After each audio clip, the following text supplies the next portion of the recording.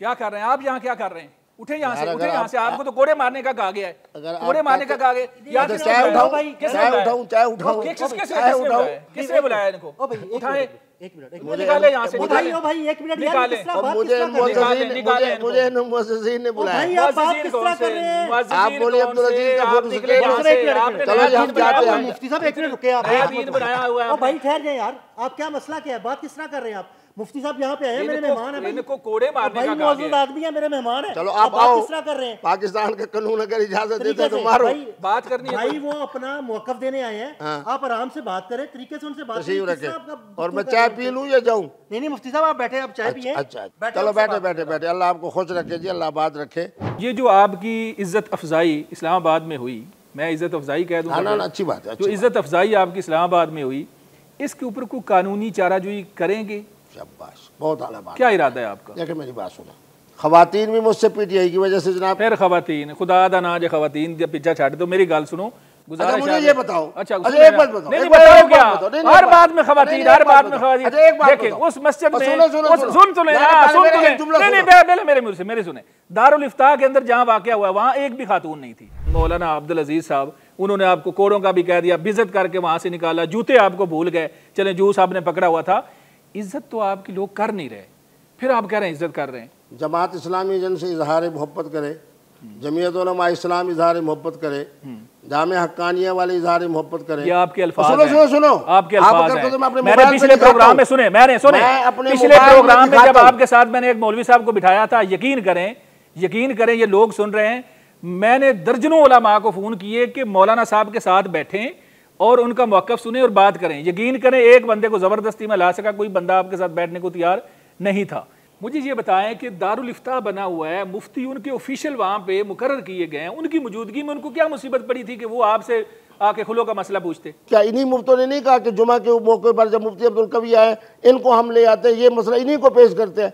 कौम मेरे सामने मसाइल पेश करती है और आप मौलवी अब्दुल अजीज की जनाब कैसे बातों को लेके। गुजारिश ये है कि रिसाले लिखने से, किताबें लिखने से बात ये अलग मामला है। दर्जनों निकाह एक बंदे ने किए और वो मामला और खवातीन में दिलचस्पी आलम दीन की, जिसको देख के मुआशरे ने ठीक होना है, वो बंदा माशरा खुद उसको कह रहा है कि वो खराब है। अब वो चाहे जितनी बड़ी किताबें लिख दे, चाहे वो 700 किताबें लिख दे, लोग उसको मोतबर समझेंगे या ऐसा बंदे को समझेंगे जो कुरान और हदीस के अंदर से बातें करते हैं? बिल्कुल।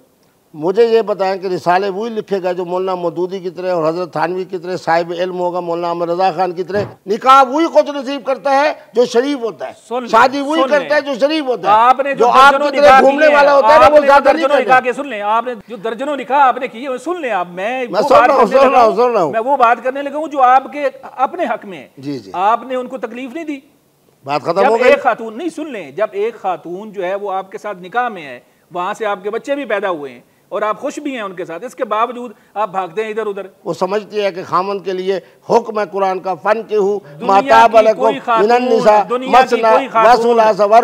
की कोई खातून दूसरा निकाह जो है वो दिल से कबूल नहीं करती। आपने हमारी भाभी को भी तकलीफ दी है, जहाँ दुनिया को। चलो मैं उनको सलाम पेश करता हूँ। बस आज ऑस्ट्रेलिया से लेकर जनूबी अफ्रीका तक और ब्राजील तक लोग मुझे फोन कर रहे हैं, मुझे वो कह रहे हैं कि हम वीजा भेज कर रहे हैं, वो फोन इसीलिए कर रहे हैं कि हम वीजा भेजे, आप हमारे यहाँ तशरीफ लाएं। आपका कोई बैरूनी मुल्क मैंने मजहबी टूर नहीं देखा, जितनी तस्वीरें देखी है ना, अब ज़ेरे लब मुस्कुराना शुरू हो गए आप, जितनी तस्वीरें देखी हैं। अगर 40 साल से मुझे समझ नहीं ना आई कि मुफ्ती कवी साहब क्या कर रहे हैं, तो मेरा ख्याल है मैं पता नहीं कौन सी सद्दाम हुसैन का मेहमान मैं था, आप थे।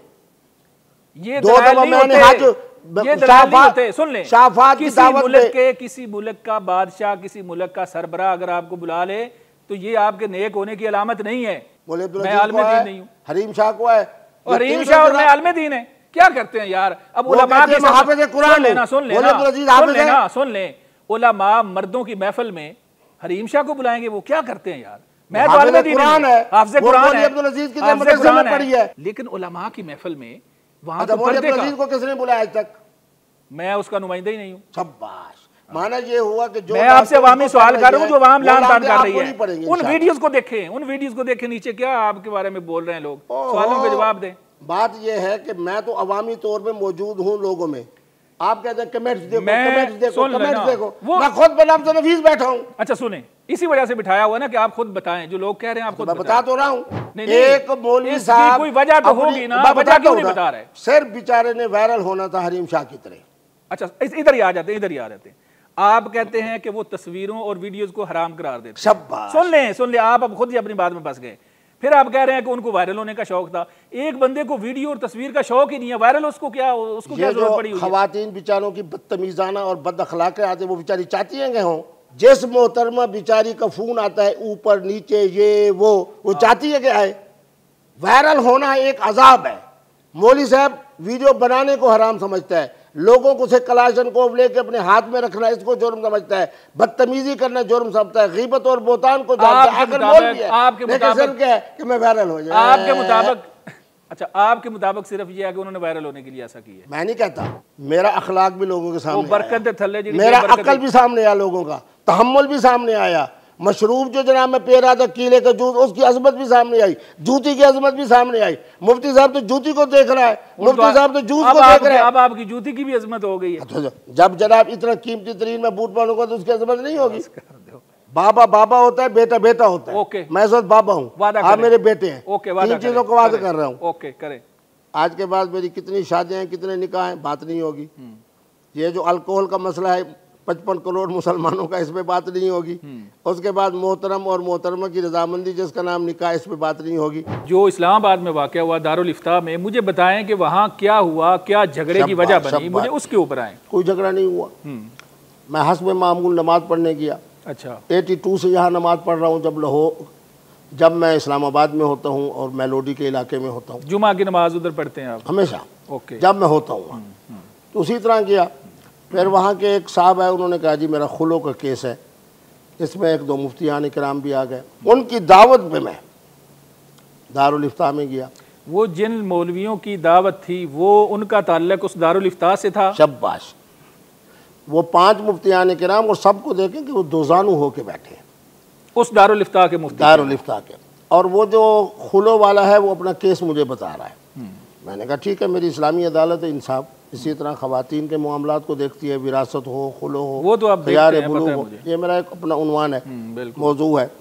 अब उसमें ये हुआ कि इसी दौरान आप देखें कि बाहर से एक ऐसा आदमी वीडियो बनवाने के लिए आ रहा है जो तस्वीर को हराम समझता है। अच्छा, हाँ, आज मेरे फोन मौलाना अब्दुल अजीज तस्वीर को मौलाना अब्दुल अजीज के यहाँ ये वीडियो बनाना ये तस्वीर है और तस्वीर उनके नज़दीक बनाना हराम है। आप उनसे 3 मसाइल पूछ लें। पहले मसला ये पूछें कि आपने ये जो वीडियो बनाई है इसकी शरई हैसियत क्या है। अच्छा ठीक है। मस्जिद में आने वाला एक अल्लाह के घर में मेहमान, वो मस्जिद का हिस्सा है? मस्जिद का हिस्सा है, दारुल इफ्ता मस्जिद का हिस्सा है। मस्जिद में मुफ्ती अब्दुल कवी इन जैसे अफराद आए, उन्होंने आके आपके पीछे नमाज जुमा पढ़ा। अब ये हो गए अल्लाह के मेहमान, चूँकि अल्लाह के घर में मैं आया हूँ। मैं बात काट रहा हूँ, आप इससे पहले नमाज जुमा पढ़ चुके थे मौलाना अब्दुल अजीज के पीछे? ये 4 महीने में मैं 3री दफ़ा गया हूँ। मौलाना साहब से आपकी इससे पहले मुलाकात होती रही है? वो हमेशा होती रही है। अब मसला ये हुआ कि जब मुफ्ती आने किराम, वो बेचारे खुद भी हैरान हो गए।